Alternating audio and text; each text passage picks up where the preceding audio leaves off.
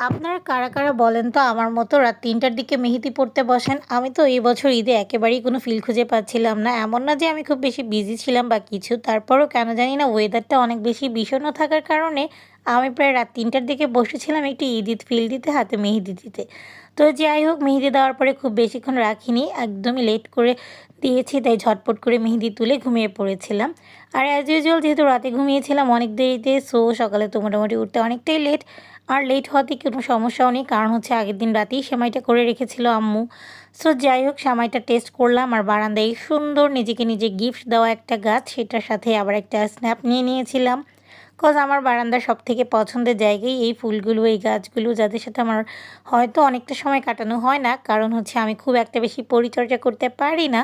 But একটা ফুল ফুটে থাকলে আমার অনেক বেশি ভালো লাগে। সেটা দেখতে অনেক বেশি পছন্দ করি আমি। বারান্দায় অনেকটা টাইম কাটানোর চেষ্টা করি।